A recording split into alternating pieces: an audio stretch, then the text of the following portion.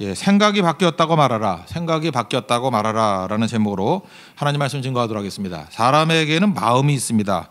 우리가 마음의 존재를 잊고 살 때가 많이 있다는 것입니다. 자기는 마음이 있다는 걸 아는데 우리가 상대편을 만났을 때 마음이 있는 존재라는 것을 잊고 살아갑니다.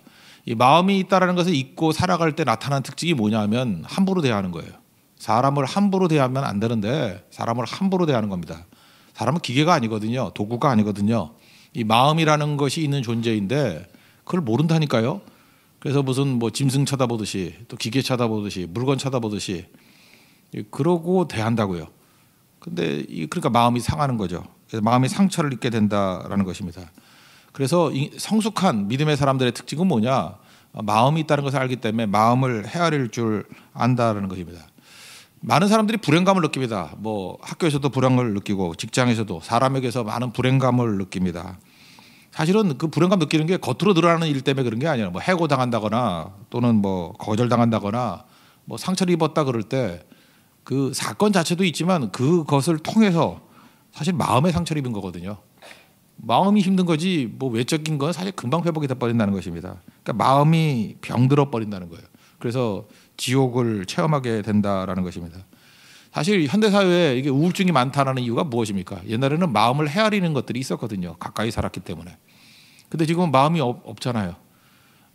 저도 뭐 아파트에 살지만 옆집 사는 사람하고 잘 만날 일도 없고 잘 모르잖아요. 그 마음 없는 관계예요. 마음 없는 관계.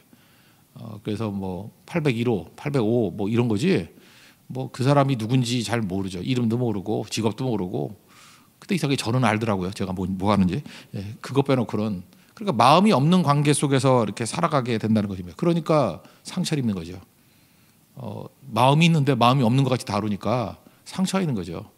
우리가 물건 다룰 때도 이렇게 약한 거니까 잘 달아주십시오. 이렇게 프레저를 이렇게 써 있잖아요. 약하게 달아줘야 되는데 이거 무슨 뭐 나무 토막 같이 달아주니까 반드시 상처를 입게 된다라는 것입니다. 이럴 때 이게 우울증이 오는 거거든요. 크리스천들도 우울증에 걸릴 수 있느냐? 저는 걸릴 수 있다고 생각합니다. 우울증이란 건 뭐냐면 우리를 사로잡는 게 아니고요. 덮쳐버리는 거예요. 그러니까 어둠이 덮쳐버리는 거 이게 우울증이거든요. 그러니까 일시적인 거일 수 있죠. 그러니까 이게 벗어날 수 있다라는 것입니다. 덮칠 때는 빨리빨리 벗어날 줄 알아야 된다라는 거죠. 이 사람이 마음이 약해지면요. 이게 육체적으로도 건강한 사람이 있고 또 병들었을 때가 있고 이게 차이가 있듯이 마음도 강할 때가 있고 약할 때도 있고 그렇습니다. 그래서 절대로 해서는 안 되는 게 마음의 상태를 놓고는 비난해서는 안 된다는 거예요. 예를 들어서 어떤 할머니가 돌아가셨어요. 어떤 사람이 1년이 지나도 울고 2년이 지나도 울고 그럼 우리 잠깐 비난하게 돼 있어요. 이제 그만 좀 해라. 이제 그만 좀 울어라. 뭐 너만 할머니 돌아가셨니? 이제 헤매지 말고 그만해. 잠깐 이렇게 비난을 한다고요. 또 사랑하는 사람 이렇게 뭐 만났다 헤어지는 사람 있잖아요. 사실 저도 그랬어요. 그 어떤 형제가 자매하고 헤어졌는데 벌써 7년이 넘었는데 아직도 헤매고 있어요. 딴 남자 여자를 못 만나요. 예, 그래서 그러면 또 이제 화가 나니까 그러잖아요. 그죠? 이제 그만 좀 해라. 그죠? 결혼한 사람도 7년이면 잊혀지는데 너는 지금 뭐 교제했던 여자를 갖다 7년 동안 죄송합니다. 10년 됐습니다. 벌써 7년이 아니 벌써 10년 됐네요. 제가 잊어버렸어요. 7년 때 욕을 했고 벌써 10년이 됐어요. 지금도 그래요. 뭐 잘 못해요. 근데 굉장히 잘못된 거죠. 사랑이라는 게 뭐 우유도 아니고 유효기간이 있는 게 아니잖아요. 그 사람이 그 애틋하고 또 아프면은 오래 갈 수도 있는 거죠. 그런데 우리는 감정의 유효기간이 있는 걸로 알고 또 잠깐 그러다 비난하게 된다라는 것입니다. 사실 우리 인간이 왜 성장한지 아십니까? 어렸을 때는 이렇게 뒤집기만 해도 막 칭찬해 줬잖아요. 아빠하고 이렇게 뭐 옹알이 비슷하게 말만 해도 막 박수 쳐주고 격려해 주고 그때 성장하는 거거든요. 그리고 성장하고 난 다음에 우리가 깨닫게 되는 게 뭐냐면 온통 비난이에요. 비난하는 거, 정죄감, 그러니까 죄책감이 생기는 거죠. 그러니까 병들게 되고 성장을 못하게 된다라는 것입니다. 원래 3절을 보니까 여기 뭐라고 돼요? 사람들이 종일 내게 하는 말이 이게 비난이라는 거죠. 네 하나님이 어디 있느냐 하오니 내 눈물이 주야로 내 음식이 되었도다. 그러니까 세상 사람들이 하는 일은 뭐냐면 정죄하고 비난하고 그런 거예요. 너 왜 이렇게 망했는지 아냐? 죄 지어서 그래. 그랬을 거 아니에요. 벌 받아서 그래. 뭐 하나님이 어디 있니? 그러니까 이 삶의 무게 자체도 힘든데 더 낙심이 되고 그런 식으로 해석하는 것들이 이게 우리를 갈기갈기 찢어놓는다는 것입니다. 욥의 친구들이 했던 일이 그거잖아요. 그러니까 우리가 어떤 사람의 모습에 대해서 내 주관을 가지고 잠깐만 율법적인 정죄를 해서는 안 된다는 거죠. 비난해서는 안 된다는 거예요. 우리 병 들었을 땐 병자같이 대해주잖아요. 아플 때는 아픈 것 같이 대해주잖아요. 그러니까 마음이 있다는 것을 알아둬야 되겠죠.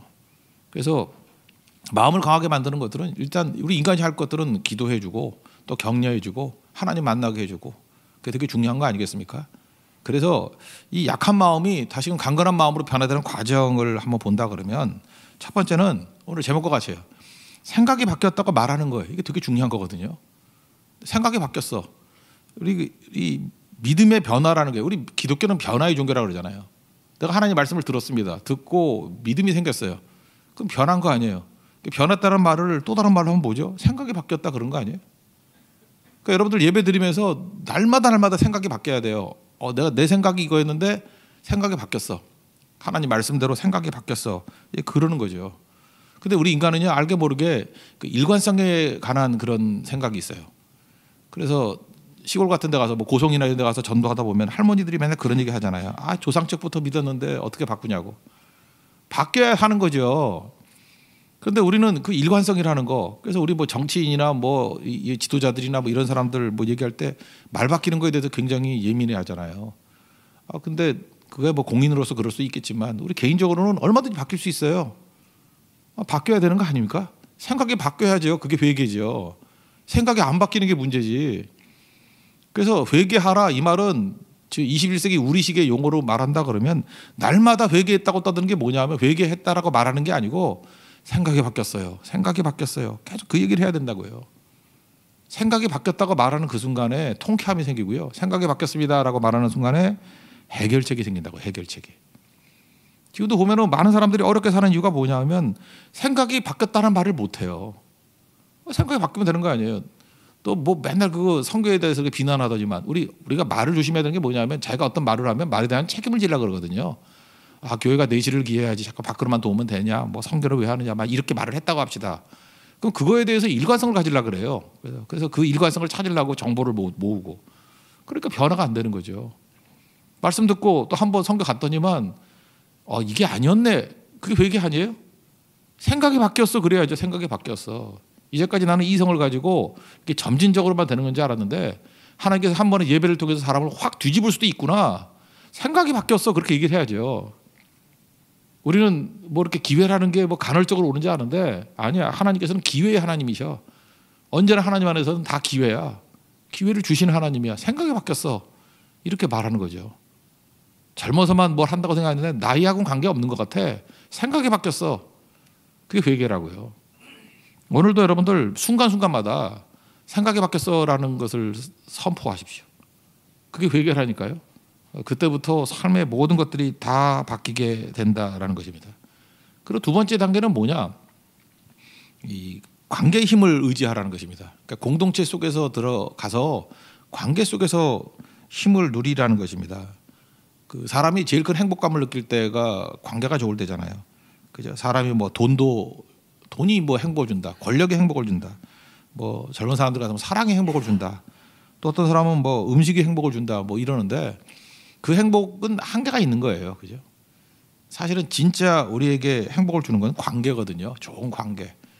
그러니까 관계 속에 들어가야죠. 그래서 하나님께 주신 은사, 기회, 모든 걸 가지고 이 관계를 맺어야 된다고요. 사람이 왜 그럴까요? 사람은요, 내 말이 옳은가 틀린가, 내 행동이 옳은가 틀린가 항상 확인하고 싶어하는 마음이 있어요. 불안하거든요. 이게 맞는 건지. 그럴 때 하나님을 믿는 백성들도 하나님 믿는 백성들이 가는 그 공동체에 같이 있는 게 그저 그 같이 볼 수 있는 거 아니겠어요? 기러기도 날아갈 때 V자로 날아가면 33% 힘만 가지고도 날 수 있다 그러잖아요. 뒤에 있는 게. 자전거 탈 때도 그래요. 그 앞에 타는 사람이 한 30% 이상 더 힘들어요. 그 뒤쫓아가는 사람이 바람을 막아주거든요. 그래서 이렇게 그룹으로 다닐 때 보면은 이렇게 선두에 서는 사람을 교대로 이렇게 바꿔줘요. 뭐 한 20분 타다가 또 바꾸고. 그러면은 단체로 갈 때 훨씬 멀리 빨리 갈 수 있습니다. 공동체 힘이라는 게 바로 그런 거죠. 확인해 주는 거. 나를 지지해 주는 사람. 나와 함께 하는 사람. 그래서 세상에서 제일 불행한 사람이 뭐냐면 신앙생활 혼자 하는 거예요. 이 공동체와 같이 신앙생활 하면 같이 예배드리고 같이 선교하고. 그러니까 우리 교회가 많은 일을 하는 이유가 무엇입니까? 같이 예배드리고 같이 선교하고 같이 봉사하고 같이 하면 죽거든요. 그 사실 작은 힘 가지고도 많은 일을 할 수 있다고요. 오늘 4절을 보니까 내가 전에 성의를 지키는 무리와 동행하여 기쁨과 감사의 소리를 내며 그들을 하나님의 집으로 인도하였더니 그러니까 공동체 속에 있을 때 얼마나 좋았는지를 지금 설명하고 있는 거죠. 그것을 기억하고 내 마음이 상하노다. 그럼 지금 어떻게 하면 되죠? 다시 공동체를 회복하면 된다라는 것입니다. 공동체가 하는 일은 뭐냐면 서로 격려하고 칭찬하고 믿어주는 거예요. 그래서 홀로 떨어지지 마십시오. 이렇게 공동체 속에 들어갈 때 이게 능력이 있다라는 거예요. 그러니까 다시 우리가 마음의 이 지옥을 체험하고 마음의 어둠을 체험하고 마음의 눌림을 체험했을 때 뭐 하자고요? 생각은 바뀌는 거야 이러는 거예요. 바뀌는 거. 이거 얘기하고요. 바뀌는 거죠. 그 이상한 놈의 그 영화 하나 때문에 우리가 잠깐 피해리는 것 같아요. 유지태가 나와가지고 어떻게 사랑이 변하니? 그거 사실 굉장히 뭐 15년 전 영화인데 10년 전인가? 봄날은 간다 거기 보면. 그 아직도 그거 떠드는 애들이 있어요, 그죠? 목사님 어떻게 사랑이 변해요? 변한다 임마. 20대 사랑, 30대 사랑, 40대는 다 변해야지. 그래서 그 한심한 사랑을 철부지 사랑이라고 그러고 불장난이라고 그러잖아요. 아니 나이 50이 돼가지고 철부지 사랑하면 돼요? 나이 50이 돼가지고 철부지 사랑하면 돼요? 불장난하면 되냐고요? 희생이 있고 섬김이 있고 좀 달라져야지. 변해요. 변한다는 게 성숙해지는 거, 변한다는 게 깊어지는 거라고요. 변하지 않으니까 맨날 애기 같은 신앙만 갖고 있죠. 변하지 않으니까 맨날 그 징징대고 있죠. 어렸을 때의 신앙하고 나이 들어서 신앙이 깊어져야죠. 딥 앤 와이드, 깊고 넓어지려고 그러면 변해야죠. 생각이 바뀌었어 그래야 된다고요. 사랑에 대한 생각도 바뀌었어 그래야 돼. 여러분 유지태가 아니에요. 알아요? 유지태 우리 아파트 살아요. 유지태가 아니라고 여러분들. 예. 어떻게 사랑이 변하니? 저랑 탁구 치는데 저한테 져서 도망쳤어요. 어떻게 사랑이 변하니? 또 두 번째가 하는 일이 뭐라고요? 공동체 힘을 의지하라고. 공동체 힘. 공동체에 들어가서 같이 살고 의지하고 하는 것들이 꼭 있어야 된다는 것입니다. 마지막 지속적인 이 변화를 체험하려고 그러면 하나님만 바라보는 거죠. 5절 보십시오. 내 영혼아 내가 어찌하여 낙심하며 어찌하여 내 속에서 불안해하는가. 너는 하나님께 소망을 두라. 그가 나타나 도우심으로 말미암아 내가 여전히 찬송하리로다. 하나님 바라보면 이건 꾸준함이에요. 공급이 있고 임재가 있습니다. 하나님 임재가 왜 중요하면 하나님 임재가 있는 게 영광이라 그러는데 영광이 있으면 그림자 없는 사역이 가능하다 그러죠. 그림자 없는 사역이 뭐예요? 부작용이 없어요. 우리는 뭘 하면요 반드시 빛과 그림자가 있다고. 그래서 인간의 힘으로 하면 안 되고 하나님 바라보고 하나님의 임재 가운데 일을 하면 부작용이 없어요. 그림자 없는 사역이 가능해진다는 것입니다. 그래서 우리 열심히 일하면은 그러잖아요. 격려도 되는데 우린 참 이상해요. 어떤 사람은 격려하는데 그 옆 사람은 좌절하게 만들어. 제가 얘기했잖아요. 네가 일 제일 열심히 해. 그러면 그 옆에 사람은 일 안 했다는 얘기가 돼버리잖아요. 참 우리가 그 어리석어요. 그런데 이게 하나님의 은혜 안에 놓여 있으면요, 이게 바뀌는 것 같아요. 그죠? 바뀌는 것 같아서 좀 이렇게 극단적인 표현을 안 하면서 서서히 가는 모습이 있는 것 같아요. 이 전영관 시인의 분갈이라는 시가 있거든요. 뿌리가 흙을 파고드는 속도로 내가 당신을 만진다면, 뿌리가 이렇게 땅에 뿌리를 내리면서 흙을 이렇게 파고드는 속도가 있죠. 얼마나 느리겠어요.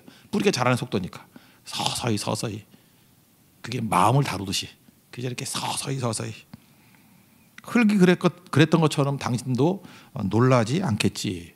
우리 사람 잠깐 놀라게 만든다고요. 네가 제일 잘해. 그러면 여기는 깜짝 놀라가지고 난 못한단 말이야. 그러니까 이게 말이 그렇게 되면 안 되는 거거든요. 서서히 그저 이게 따뜻함과 사랑과 이게 배려. 그다음 마지막에 이렇게 얘기하면 느리지만 한번 움켜쥐면 죽어도 놓지 않는 사랑. 뿌리는 한번 흙을 이렇게 꽉 잡아당기면은 분갈이 할 때 이게 털어도 안 떨어져요. 사랑은 그렇게 하는 거예요. 우리 교인들 가운데 사랑이 그런 거예요. 뿌리같이 서서히 느껴지진 않지만 한번 움켜쥐면 죽어도 놓지 않는 사랑. 그게 뿌리의 사랑이거든요. 놀라지 않게 만드는 사랑, 한번 잡으면 놓지 않는 사랑. 뿌리는 변하잖아요. 처음 초창기 때 뿌리가 깊이 있는 뿌리 변하는데 어떻게 변하는 거예요? 좋게 변하는 거예요. 깊이 있게 변하는 거예요. 능력 있게 변하는 거예요. 저는 이번에도 우리 대만 선교 12차를 가는데 13차, 14차, 15차 갈 때마다 우리가 느끼는 게 뭐냐면 뿌리가 흙을 파고드는 속도로 들어가야 돼요. 그죠? 못 느껴요. 놀라지도 않아요. 근데 한참 지나고 난 다음에 돌이켜 보니까 너무너무 느린 것 같이 보였지만 한번 움켜쥐면 놓지 않는 사랑. 그게 하나님의 사랑입니다. 그 하나님의 사랑을 붙들고 이길 수 있는 하나님의 종 되기를 바랍니다. 우리가 하나님 바라볼 때 왜 힘을 얻느냐 하면요, 예수 그리스도의 십자가를 생각하잖아요. 나보다 더 아파하는 것을 느끼면 치유를 받아요. 참 그래요. 우리가 그래서 그런 거 많이 느끼잖아요. 나보다 더 고통당하는 사람 바라보면 내 고통에 치유를 받아요. 근데 우리가 그 어떤 걸 바라봐도 경쟁을 유발하잖아요. 근데 예수님을 바라보면 치유가 돼요. 예수님 나보다 더 고통당하셨고 더 억울함 당하셨고 더 눈물 지으시고 진짜 행복해서 눈물 날 일이 많지만 그 주님 바라보면 새 힘 얻는다 그 얘기 아니에요. 힘든 일이 많지만 주님 바라보면 그렇지 나도 십자가 지고 갈아야지. 그래서 어둠이 사라지고 이기게 된다라는 것입니다. 오늘도 우리 별 변화라는 거 뭐 그게 대단한 거 아니에요. 일단 선언합시다. 생각이 바뀌었어. 잠깐 선언하라고요. 남편한테도 생각이 바뀌었어요. 그럼 좋게 변화가 돼야죠. 이제까지 잘해줬는데 생각이 바뀌었어. 넌 죽었어. 그러면 아니고요. 생각이 좋게 바뀌어야지. 그건 미친 듯이 바뀌는 거고. 생각이 바뀌었어. 회개는 생각이 바뀌는 거예요. 그리고 자꾸만 좋은 관계 힘 속에 들어가야 돼요. 관계 힘 속에. 그죠? 그래서 서로 공동체 안에서 힘이 덜 들어요. 그러면 좋은 방향으로 같이 갈 수 있고. 오늘도 철야기도인데 철야기도의 힘이 뭐냐면 함께 기도함으로 말미암아 한 33%의 힘으로 100%의 능력의 기도를 할 수 있는 거예요. 더 넓게 깊게 할 수 있는 거예요. 그리고 주님 바라보는 겁니다. 치유가 나타나고 공급이 있고 부작용이 없는 그림자 없는 사역이 가능해진다는 것입니다. 이게 성도가 살아가는 힘이에요. 오늘 시편 42편에서 다윗이 고백했던 이 고백이 우리의 고백이 되고 우리도 이 새로운 힘을 얻고 일어설 수 있는 우리 하나님의 거룩한 종 되기를 축원합니다. 자리에서 일어나겠습니다. 주품에 품으소서 찬양하겠습니다. 주와 함께 날아오릅시다. 우리 독수리 날아가는 체험을 한번 같이 했으면 좋겠습니다.